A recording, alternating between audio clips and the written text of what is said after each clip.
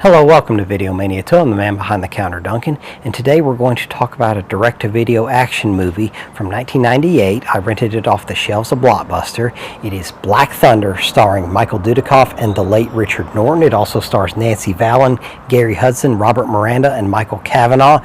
It was directed by Rick Jacobson. It was executive produced by Roger Corman, who specialized in productions of high-concept, low-budget action, sci-fi movies, you name it, whatever high concept they could come up with, they'd figure out a way to make it on a shoestring. A lot of aspiring filmmakers worked under Roger Corman. Some very prominent names came through his productions. James Cameron, Jonathan Demme, a lot of people got their start with Roger Corman. So he was very important in Hollywood history. So this movie, it captured me. I saw Michael Dudikoff and Richard Norton, so I was a fan of theirs, obviously. Michael Dudikoff was very respected in the action genre from the American Ninja series and Avenging Force. So this movie has a pretty cool plot here. The Air Force has developed a fighter jet. They call it Nova Technology. It's codenamed Black Thunder, hence the title. This plane can literally render itself invisible. Like in Star Trek, it has cloaking technology. So the U.S. Air Force is obviously excited about this. So during a training exercise, the colonel who was selected to fly it by General Barnes, he's flying it, and Tom Ratcher is the Air Force's best pilot. So they want to test this technology against their best pilot, Ratcher, who's played by Richard Norton.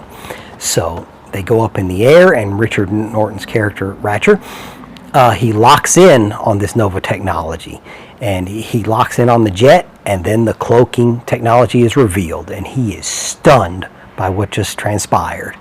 And he doesn't know, he just sees nothing but sky. He doesn't know what to do. He's looking everywhere. And then the plane gets behind him and locks him on and takes him out. So this is a war games exercise. There's no actual missiles. So he takes him out, and Ratcher's like, that's a hell of a piece of hardware. So the colonel flies back to base, and then Ratcher starts having problems with his plane, and he can't even eject, and he sends out a distress signal, and then he crashes and dies. Or does he? So the colonel goes back to his apartment, and he wants, the Air Force is still going to run the training exercise the next day, to the final test for this plane before they put it in production, and it's General Barnes's baby.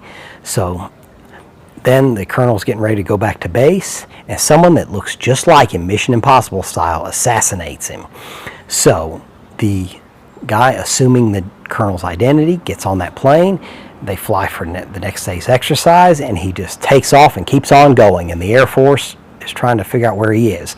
And the one little bit of weakness this plane has is the cloaking technology can't be held all the time.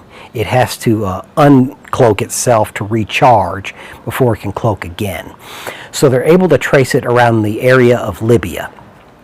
And they know the plane has been stolen, and they're panicking. So General Barnes says, get me Vince Connors, who's now just a teacher. And Tom Ratcher was his mentor. He tells a student that. And but he's called into the Air Force. And General Barnes is like, get this plane back. He explains this classified plane to him. And so he goes on a mission, and they pair him with Janik, Gary Hudson's character. And he's like, with all due respect, I don't want to work with Janik. He's a skydiver, which means he bails at the first sign of trouble. So he just doesn't want to work with him. He's like, I want to work with Ratcher.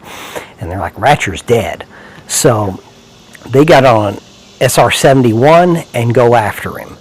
And the Nova plane is now in the Libyan area, and it lands, and he's going to work for a bad dude in Libya called Petar Stone, Robert Miranda's character. And the pilot gets out, it looks like the colonel, and then there's the Mission Impossible style reveal, and it's Ratcher. And so Ratcher faked his death to steal the plane. So now he's offering his services to the highest bidder, and so the Air Force doesn't know this, but Stone wants to load all kinds of bad weapons on this plane and just hit some targets.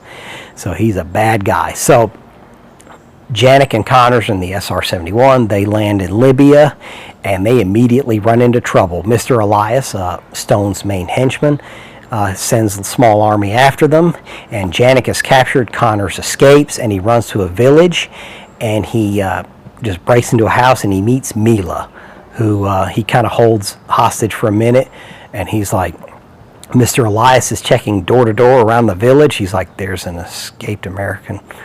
We want to find him. And so he comes in and talks to Mila. He's like, are you hiding anybody? She says no. She's not a friend of Stone's or Mr. Elias. So she reluctantly at first agrees to help Connors. Then Mila is quite resourceful, and she's like, I got a member of my family who drives a produce truck. He can smuggle you out of here and get you back to your plane so you can achieve your mission, because she wants to help Connors, because Connors says, if I don't get that plane back, the Air Force is going to send everything I got and level your area, and I don't want that to happen. And obviously she doesn't either. He's like, I just don't want this to happen, because this collateral damage just to take out this plane, because as General Barnes said, whoever has this plane can literally rule the world. So